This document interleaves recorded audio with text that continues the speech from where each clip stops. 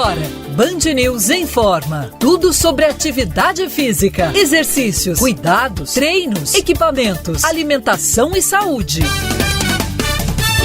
Band News informa. Com Camila Hirsch e Bruna Baroni.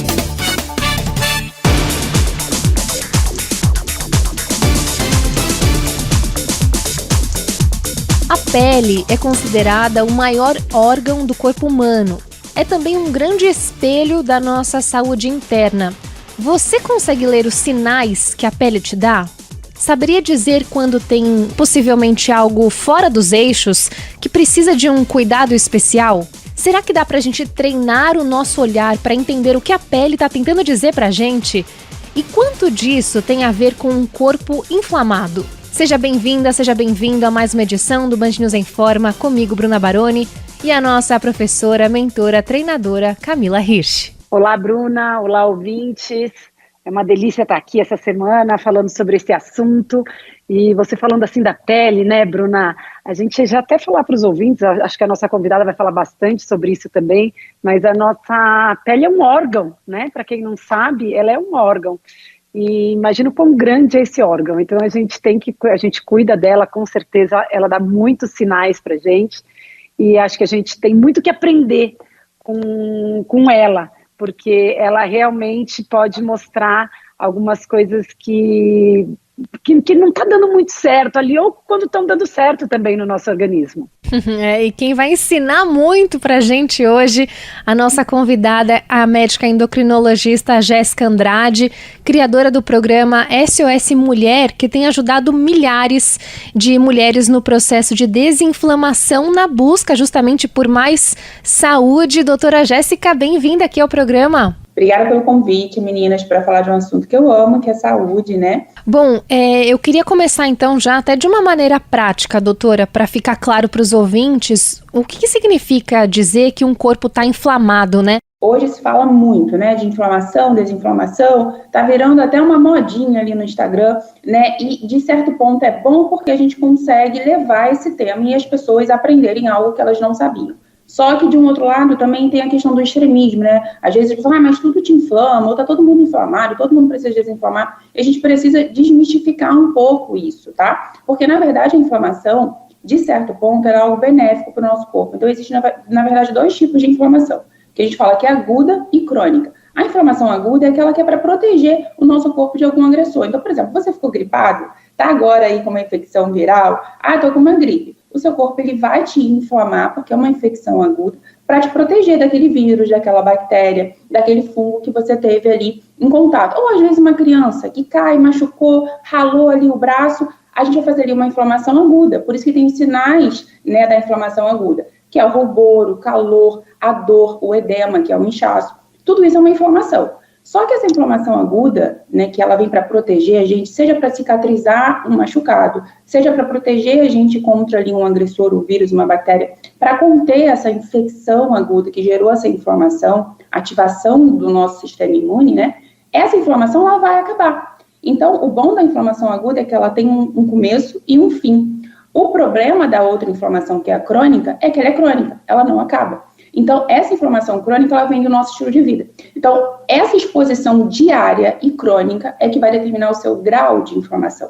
Então, assim, na verdade, não tem ninguém 100% desinflamado, porque até o ar que a gente respira é poluído, né? Não é um ar super livre aqui, não tem nenhum composto tóxico, não. Na verdade, a gente quer reduzir o seu grau de inflamação. O seu corpo hoje, ele está preparado para lidar com os possíveis agressores do nosso estilo de vida? Se sim, então você será uma pessoa desinflamada, que você consegue às vezes comer ali um brigadeiro, uma pizza, um hambúrguer, tomar um refrigerante, e isso não vai ter um potencial agressor tão grande para te gerar problemas, seja de sinais e sintomas e até de doenças. Então, enquanto o seu corpo hoje está preparado para lidar com esses agressores, desde que sejam exceções. Então, quando a pessoa mantém um estilo de vida saudável, né, que é desde a nossa rotina, de você se organizar, de você conseguir fazer boas escolhas alimentares no seu dia, de você ter uma rotina de treino. A gente tá aí com a Camila, ela é muito melhor que eu para falar sobre isso, mas você manter uma rotina de treinos, isso a longo prazo, se você faz isso, não é a exceção que vai ser o problema, não vai ser o leite sozinho, sabe, que o pessoal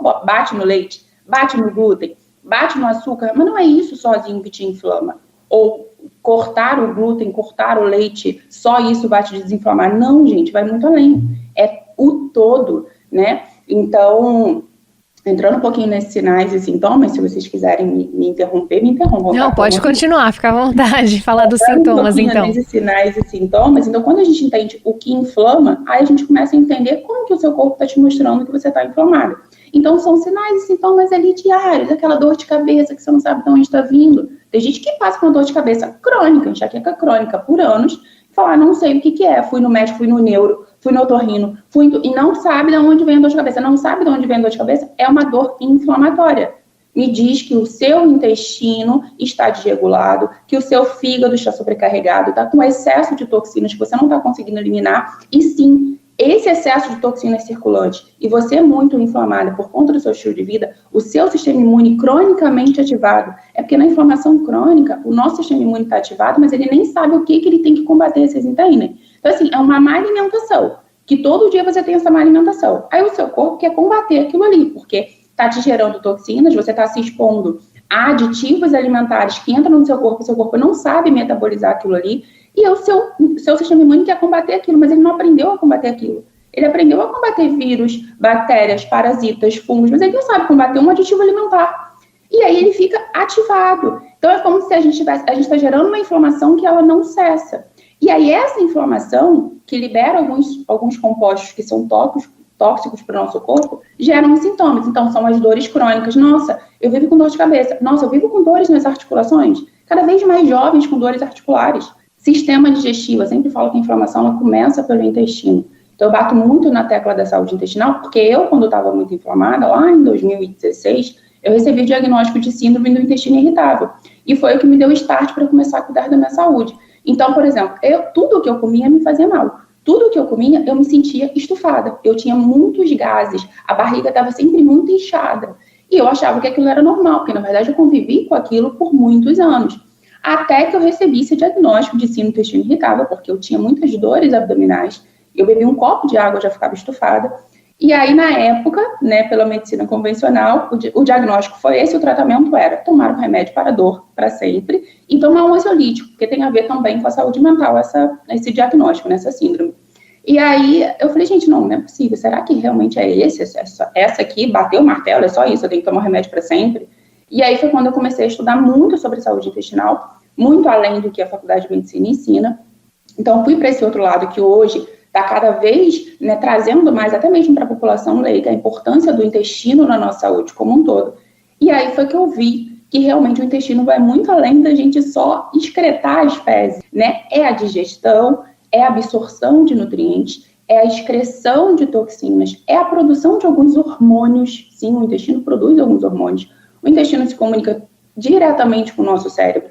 Então, em geral, né, os sinais e sintomas de inflamação começam ali pelo intestino, tá? Então, é aquela pessoa que, nossa, vários alimentos que eu como, mesmo sendo saudável, eu sinto que eu fico estufada, que eu tenho gases. Eu tenho arrotos frequentes, também não é normal. Eu tenho um refluxo que me incomoda, parece que eu tenho um bolo na garganta. Tudo isso, ou prisão de ventre, né, ou diarreia, nenhum dos dois extremos são, né, normais. Então, esses sintomas aqui digestivos, cronicamente, o que está me mostrando?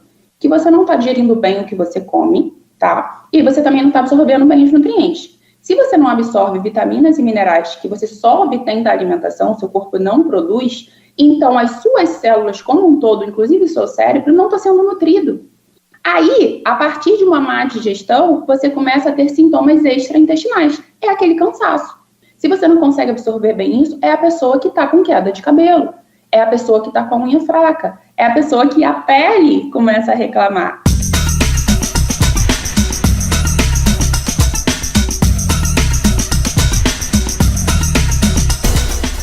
A médica endocrinologista Jéssica Andrade é a convidada de hoje do Band News Informa para falar sobre o curso criado por ela para ajudar milhares de mulheres no processo de desinflamação. Camila Rich tem uma questão. Jéssica, e todas essas inflamações, né, que você falou, a gente sabe que dificilmente tem uma única causa, né, alguma coisa muito pontual, pode até ser que exista, mas como que a gente, assim, o nosso corpo, porque o nosso corpo manifesta muito e assim na pele, né? A gente percebe. E a pele pode manifestar essas inflamações que a gente está e deixar a gente de anteninha ligada? Perfeito. Eu tenho um termo que eu gosto de usar também, que é o órgão de choque. Tem gente que o órgão de choque é a pele. O que é o órgão de choque? É o primeiro órgão que vai reclamar quando você é inflamado, tá? Então, por exemplo, o meu órgão de choque é o intestino. Para minha pele reclamar, eu tenho que estar muito inflamada. Então, na época que eu estava muito inflamada, eu tinha muitos sintomas digestivos e aí começou a afetar minha pele também. Então, eu comecei a ter a queratose pilar. Então, o que é a queratose pilar? São bolinhas que geralmente dá atrás do braço ou que dá ali na perna, na coxa. É como se a sua pele tivesse uma lixa. Então, são bolinhas mais ressecadas e você passa a mão, em vez de ter uma pele lisa, você tem ali bolinhas, tá? Essas bolinhas têm muita relação com intolerância alimentar. Então, os dois principais alimentos que causam essa queratose pilar é glúten e leite e derivados do leite, que pode ser tanto por conta da lactose que está nesse leite, como por conta também da caseína, que é a proteína do leite. Em algumas pessoas, ela vai ter um potencial inflamatório. Então, falar assim, tem que cortar? Não literalmente cortar, mas talvez diminuir o consumo, reduzir o consumo se você viu que para você realmente está trazendo sintomas. E como que a gente tem certeza? Tira. Se hoje você consome glúten e leite e você se sente mal, tira. Fica 2 semanas sem consumir. Tô me sentindo super bem. Voltei a consumir, tô me sentindo mal de novo. Então, assim, já confirmou, entendeu, gente? Precisa ter um exame. Não, o seu corpo está te mostrando. Então, esses dois alimentos causam muito queratose pilar, por conta de intolerância alimentar. Tem outras causas, deficiência nutricional, principalmente deficiência de vitaminas do complexo B. Então, uma B12 baixa. O que é uma B12 ideal? Em torno ali de 600 a 800. E eu pego pessoas com 300 de B12, 250 de B12. Isso é muito baixo. Começa a afetar, inclusive, a sua saúde mental. E o terceiro ponto aqui, que causa nessas alterações da pele, inclusive a queratose pilar, é a própria disbiose intestinal. Então, o que é a disbiose intestinal? Desequilíbrio das bactérias que estão ali naquele intestino. Então, a acne, a queratose pilar, melasma, que são manchas, né, escuras, principalmente no rosto, a psoríase. Então, são doenças da pele, que são doenças inflamatórias e que têm relação direta com a saúde intestinal.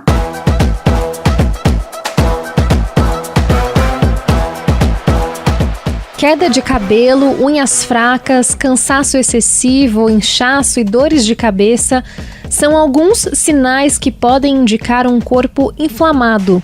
Esse é o assunto de hoje do Band News em Forma, que está recebendo a médica endocrinologista Jéssica Andrade. Doutora, você falou há pouco sobre queda de cabelo, eu queria entrar um pouco mais nesse assunto. É normal o cabelo cair, principalmente quando a gente está tomando banho, vai cair um pouco de cabelo. Mas a partir de qual momento a gente tem que ficar mais ligado, né, quando caem, por exemplo, tufos de cabelo, né? E o que isso pode indicar, essa queda excessiva de cabelo? A gente tem que se preocupar com a queda de cabelo e falar assim, nossa, tá em excesso realmente. Principalmente quando você começa a ver espaços no seu couro cabeludo, então principalmente nessa linha média que a gente tem, e aí vai abrindo um espaço ali maior, ou abrindo espaço no meio do cabelo. Outras coisas que me chamam a atenção, cabelos pela casa.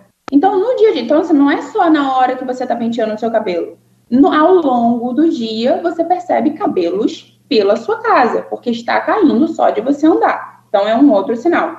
E também cabelos na fronha. Então, você acorda todo dia, tem cabelos ali na fronha, né, no seu travesseiro, né, com uma quantidade significativa, isso também chama atenção. Ou seja, ele está caindo além do normal, tá? E aí, claro que tem várias causas dentro da dermatologia de queda de cabelo, até de doenças do couro cabeludo que causam essa queda. Então, sempre que uma pessoa desconfia que está com uma queda de cabelo anormal, é importante procurar um dermatologista para diagnosticar, né, ou para descartar uma doença do couro cabeludo que está levando a essa queda e que talvez tenha um tratamento ali local que vai resolver. Só que quando não é essa questão de ter uma doença do couro cabeludo que está causando, a gente tem que pensar sistemicamente. Será que tem um desequilíbrio hormonal, como, por exemplo, um hipotireoidismo, que é um problema na tireoide que está causando essa queda de cabelo? Pode ser. E aí não vai resolver tratando o couro cabeludo, tá? Pode ser que tenha deficiências nutricionais múltiplas que está causando essa queda de cabelo. Pode ser a principal deficiência nutricional que causa a queda de cabelo é a deficiência de ferro. E como que a gente vê se uma pessoa tem deficiência de ferro? Dosando principalmente a ferritina. Então, muita gente acha que o exame para ver ferro é dosar o ferro sérico. Não é. ele é um exame muito instável, o ferro sérico. Pode oscilar muito. Não mostra pra gente a reserva de ferro. Então, quando a gente quer ver realmente se você tem deficiência ou não, a gente dosa a ferritina. O que é uma ferritina ideal no exame? Entre 70 e 150. Então, eu pego pessoas com uma ferritina de 30 e essa pessoa se sente muito cansada. Essa pessoa está com uma lentidão de pensamento. Ela não está conseguindo se concentrar. Ela está com queda de cabelo. Isso daí é deficiência de ferro. A gente precisa do ferro em todas as células do nosso corpo para produzir os hormônios da tireoide, para poder carregar o oxigênio lá dentro da hemácia, que é a célula sanguínea, para levar esse oxigênio para todas as células. Então, em geral, as pessoas estão com deficiência de ferro, muita gente está com deficiência de ferro. E a gente precisa repor isso. Só que é o que eu sempre falo, não adianta só a gente tentar tapar o sol com a peneira. Assim, eu vi que eu tenho deficiência de ferro, então eu vou repor esse ferro. Mas aí, quando eu paro de repor, ele cai de novo. Aí a gente tem que buscar a causa. Por que você está tendo deficiência de ferro? Porque provavelmente você não está absorvendo bem ali no intestino. Então, a gente volta no intestino. E aí, o que eu sempre bato na tecla é que a pessoa não precisa esperar ter anemia no hemograma para pensar em deficiência nutricional.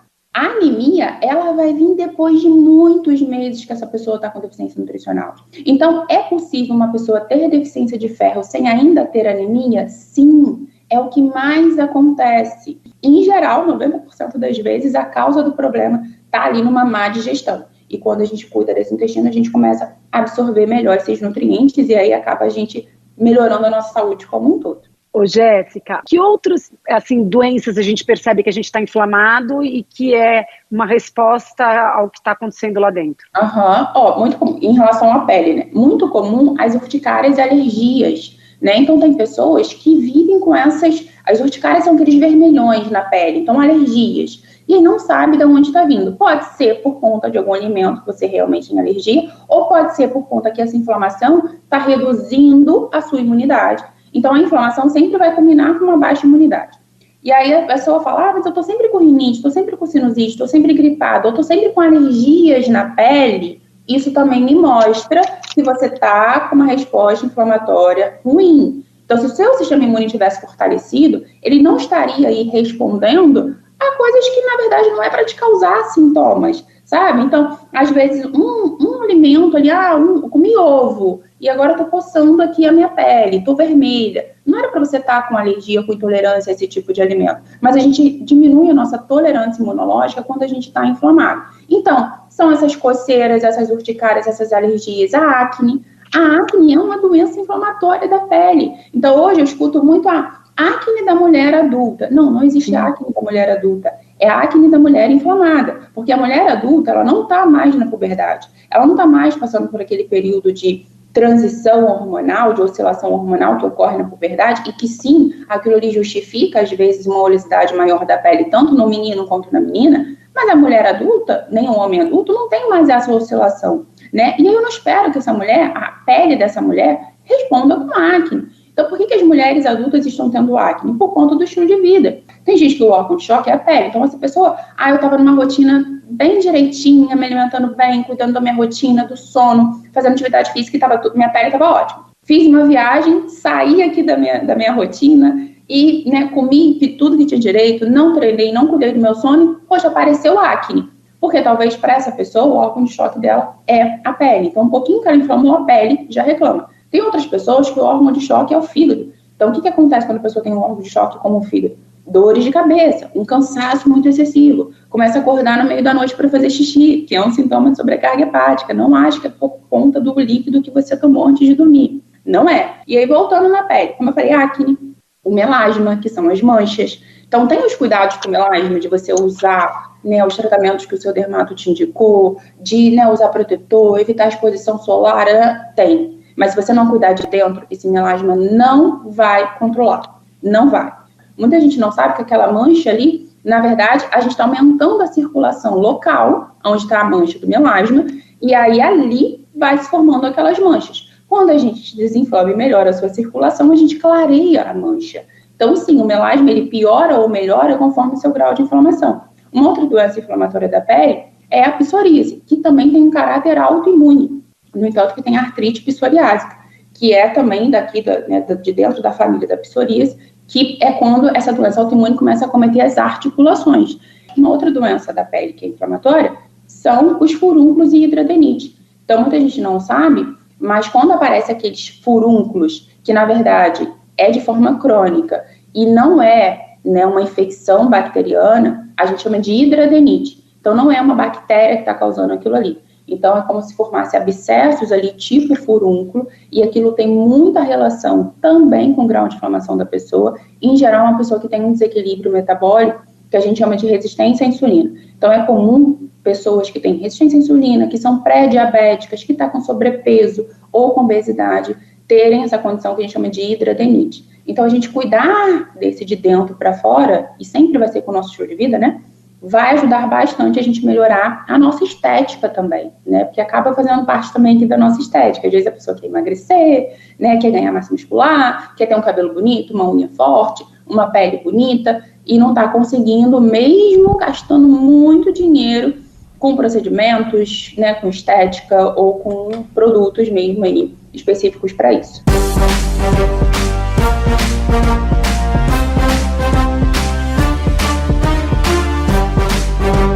Oi, Informers! A médica endocrinologista Jéssica Andrade está conversando com a gente sobre inflamação, sinais da pele, enfim, explicações para a gente tentar compreender melhor o nosso corpo e buscar ter mais qualidade de vida. E isso passa por uma rotina matinal, né, doutora? Eu queria que você desse aqui 2 sugestões do que os nossos ouvintes podem fazer logo depois que eles acordam para ter mais qualidade de vida. Eu sempre falo que para desinflamar, primeiro você precisa ter rotina, antes de pensar em eliminar várias coisas da sua alimentação. Primeiro de tudo, acorde cedo, tente acordar aí pelo menos antes das 8, para você não perder ali o pico do cortisol, que é o hormônio que vai te acordar, te deixar em alerta. Assim que você acordar, a primeira coisa que você tem que fazer é raspar a língua. Então não adianta só escovar a língua ou só escovar o dente. Use um raspador de língua. Eu indico um de cobre ou de inox, que vai durar a vida toda se você cuidar direitinho. E esse raspador de língua, esse raspar a língua, vem da medicina Ayurveda, que é a medicina indiana, né? A gente elimina toxinas quando a gente raspa a língua. Então, quando você acordar amanhã de manhã, olha para sua língua, você vai ver que tem ali restos alimentares, restos de toxinas, que a gente chama de saburra lingual. Vai ser meio amarelado, meio esbranquiçado. Quando a gente retira essa saburra, a gente está melhorando não só a higiene bucal, o equilíbrio da microbiota bucal, mas também a higiene, a saúde intestinal. Porque se você engole essa saburra de novo, você está engolindo toxinas que eram para ser eliminadas. E aí você piora a sua digestão. Então você vai ver, se você vive estufada, tem arroto, tem azia, tem queimação, você começar a raspar a língua vai ajudar pra caramba. Depois de raspar a língua e escovar o dente, eu recomendo que você tome um copo de água, tá? Geralmente em temperatura ambiente ou água morna, evite água gelada pela manhã, porque o gelado, ele atrapalha a digestão no peristaltismo intestinal. Então, principalmente para começar o dia, não é legal. Esse copão de água ali, 300 a 500 ml, vai te ajudar a movimentar mais esse intestino, inclusive para você já fazer cocô de manhã, que é o horário melhor. Antes dessa água ou depois dessa água, você pode tomar um shot, que é o que eu chamo de shot antioxidante. Geralmente a gente coloca uma base ácida, que vai ser meio limão ou uma colher de vinagre, que pode ser o vinagre de maçã, se você tiver. E aí ali você pode botar alguns nutrientes, que pode ser uma colherzinha de gengibre em pó ou gengibre fresco ralado, pode ser uma colherzinha de cúrcuma, pode ser 15 gotas de própolis, qualquer própolis, desde que seja própolis puro.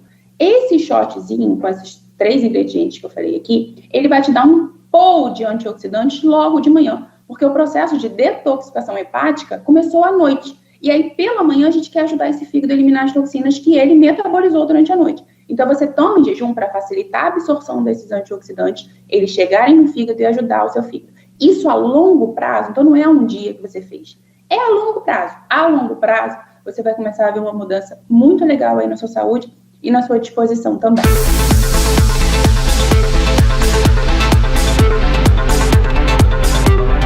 Quantas vezes você se sentiu inchada, cansada e nada resolvia? São sintomas de um corpo inflamado e que requer algumas mudanças de estilo de vida.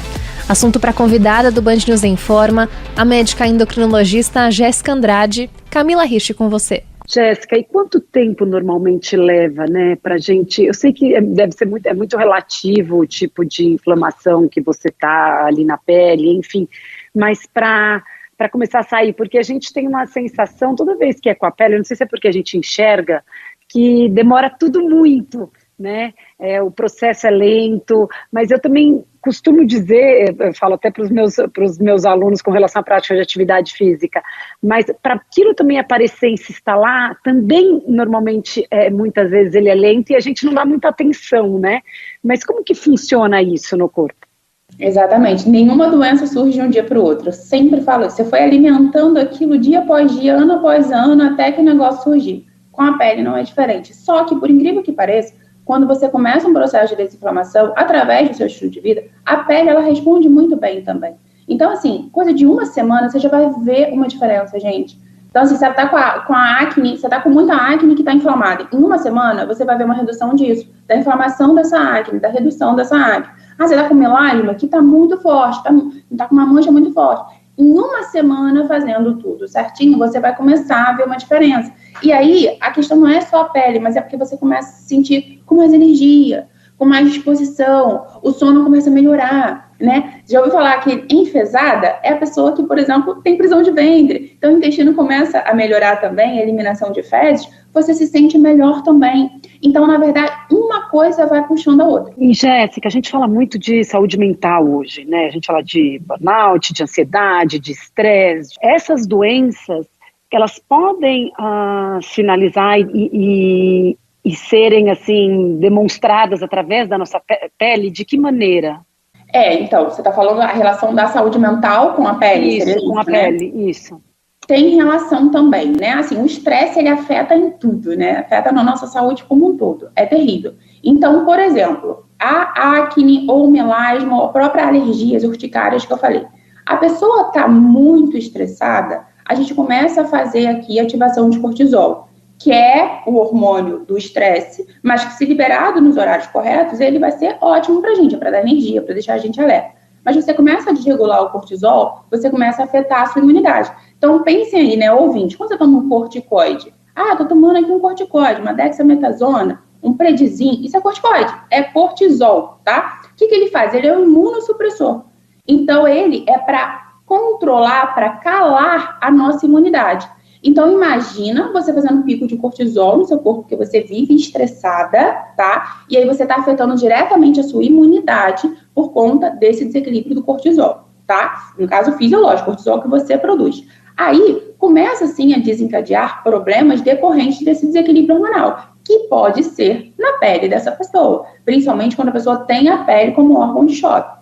Na pessoa que a pele não é um órgão de choque, vai começar a desandar o intestino, ou vai começar a desandar a tireoide, ou vai começar a desandar a própria saúde mental dela, né? Então, a relação da ansiedade, da depressão, dos transtornos de humor, do déficit de atenção, também tem uma relação direta com a nossa saúde como um todo, que é o que a gente chama de neuroinflamação. Então, a pessoa que está muito inflamada, ela começa a afetar a saúde mental dela também. Então, o que eu estava falando no início lá de clareza mental, nossa, eu tenho clareza mental, eu estou conseguindo prestar atenção, estou conseguindo trabalhar bem, estou conseguindo performar bem mentalmente, é uma pessoa que necessariamente ela está precisando também de uma boa saúde intestinal, de um fígado funcionando bem, de uma tireoide funcionando bem.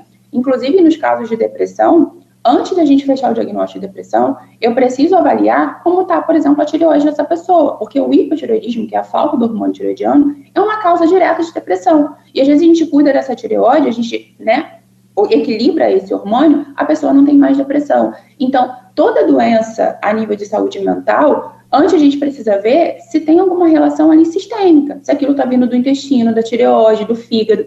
E o nosso corpo conversa, nosso corpo ele é todo conectado. Então, sim, uma pessoa que está muito ansiosa, muito estressada, com sono muito ruim, é óbvio que isso vai afetar a pele também e vice-versa. A gente pode igualar, doutora Jéssica, o poder de inflamação do açúcar ao poder de inflamação do glúten e do leite? Na verdade, isso depende de quem está consumindo, tá? Também a frequência e a quantidade. Então, assim, é o que eu falo. Um brigadeiro sozinho não vai inflamar ninguém. Mas um copo de suco verde também não vai desinflamar ninguém. É sempre o todo. Então, em relação ao açúcar, qual a minha opinião em relação ao açúcar, né? É que, assim, ninguém precisa do açúcar para sobreviver, tá? Ponto. O açúcar, ele nem existia. Ele foi criado, né? Ali dentro de uma especiaria, derivado da cana-de-açúcar ou derivado do milho, enfim. O problema do açúcar é que, como ele não oferece nada pra gente em termos de nutrição, ele é realmente uma caloria vazia, ele entra no seu corpo, fazendo um pico de insulina, né? E aí, isso a longo prazo, em excesso, vai te gerar um desequilíbrio metabólico. Então, o excesso de açúcar a longo prazo vai deixar alguém diabético? O excesso, né? Você comeu açúcar hoje, amanhã você está diabético. Não. Sim, então, ninguém precisa de açúcar para sobreviver. Então, hoje, 2024, eu ainda acho um absurdo quem usa açúcar adicionado, sabe? Açúcar para adoçar coisas. Você tem açúcar em casa. Não, gente, não tem porquê. Primeiro de tudo, o que você adoça? Na minha alimentação hoje, praticamente nada eu preciso adoçar. Eu como a comida, né? Eu como a fruta, eu como ali o arroz, o feijão, os legumes, né? No máximo, eu vou usar um adoçante natural. Se eu quiser, por exemplo, fazer um suco, que é raro, que geralmente eu como a fruta, é o que eu recomendo para todo mundo. Ou eu quero fazer um mingauzinho de aveia e aí eu quero adoçar esse mingauzinho. Aí eu vou ali, uso um adoçante natural. Para eu não consumir essa caloria vazia. Por quê? Porque eu deixo para comer açúcar, né? Eu consumo açúcar às vezes. Como? Um doce. Nossa, hoje eu quero ter uma exceção, eu quero comer essa torta de limão maravilhosa, com açúcar, com leite condensado. Tá bom, eu vou comer. Que foi um açúcar adicionado, porque tá numa receita num doce maravilhoso que eu escolhi comer hoje. Agora, ter no dia a dia é péssimo. Sim, para qualquer pessoa, seja para quem é diabético ou para quem não é diabético. O açúcar, né, ele envelhece. Ele causa um envelhecimento precoce por conta do processo de glicação. Então, tem um exame muito legal que a gente faz para ver se a pessoa está diabética, que é a hemoglobina glicada. Só que, na verdade, a gente pode fazer para quem não é diabético. Sabe o que significa hemoglobina glicada?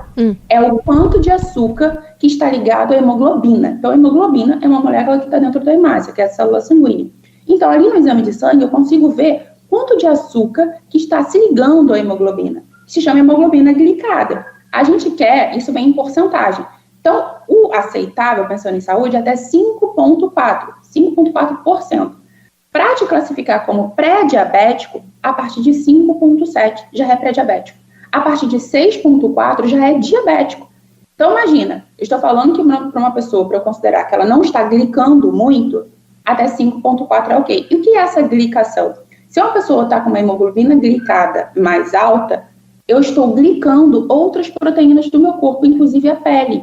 Então, a pessoa hoje, que tem 50 anos e parece que tem 70, é uma pessoa que está glicando muito. O açúcar começa a se ligar ao colágeno na pele e faz um envelhecimento precoce. Você não recomenda o açúcar nem para adoçar o cafezinho da manhã, então?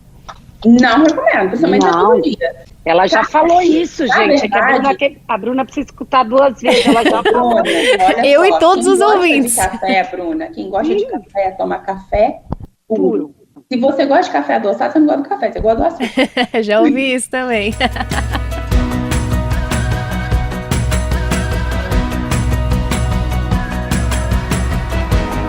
O Band News em Forma vai chegando ao fim, mas ainda dá tempo de ouvir mais algumas explicações da nossa convidada de hoje, a médica endocrinologista Jéssica Andrade. Doutora, você atende pessoas que têm lipedema, que é aquela doença, só para quem não sabe, que causa aquele acúmulo anormal de gordura, principalmente na região da perna, nos braços. E aí, como você aplica o seu programa para essas pessoas? Porque é um problema que envolve muitas questões, né, de saúde, não é só algo de emagrecimento ali no caso. Então, o lipedema é uma gordura doente, uma gordura inflamatória, e muitas mulheres têm lipedema e não sabem.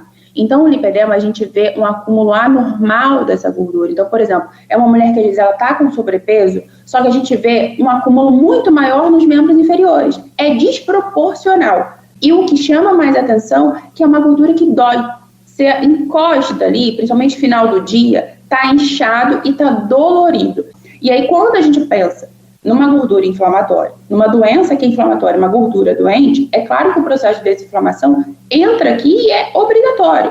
A gente vai tentar aqui, né, investigar deficiências nutricionais e desequilíbrios hormonais que estejam contribuindo para esse lipedema e tentar controlar isso, sim. Então, os principais hormônios envolvidos no lipedema, o desequilíbrio da insulina e o desequilíbrio do estrogênio, que é o hormônio sexual aqui na mulher. Inclusive, o lipedema ele é uma doença estrogênio dependente. A mulher que está com desequilíbrio do estrogênio, ela começa a aumentar essa gordura doente. Então, o processo de desinflamação é obrigatório na mulher com lipedema, independente dela ir para cirurgia ou não. Bom, quero agradecer demais essa conversa super gostosa, muito explicativa, com a médica endocrinologista Jéssica Andrade, criadora do programa SOS Mulher, que ajuda muita gente a ter mais qualidade de vida, com corpos menos inflamados. Certamente ajudou muitos dos nossos ouvintes aqui, doutora. Obrigada, viu? E até uma próxima. Obrigada. Vamos liberar o presente pro pessoal, pros ouvintes, né? Bora lá. Você quer fazer o convite, então, pros ouvintes? Então, para quem quiser saber como desinflamar, vou liberar um e-bookzinho para vocês gratuito sobre desinflamação. Ali tem todo o passo a passo da rotina diária que eu falei para vocês. E também cuidados com o intestino. Falei tanto de intestino, então eu quero te ensinar a cuidar desse intestino. As meninas vão liberar para vocês esse e-book lá no YouTube da Band News FM. Obrigada, Jéssica, foi ótimo. Eu que agradeço, gente. Obrigada pelo convite. Tchau. Camila Hirsch, hora de ir embora. Quem quiser treinar com você, como é que faz? É só me procurar no Instagram, no @Camila_, aquele risquinho embaixo. Hirsch, Hirsch. Uma boa semana para você, Bruna. Uma boa semana para todos os ouvintes da Rádio Band News FM. E você, ouvinte, pode conferir todas as edições do Band News em Forma no site bandnewsfm.com.br. Tem o nosso perfil no Spotify e o canal no YouTube. Se cuidem e até a próxima.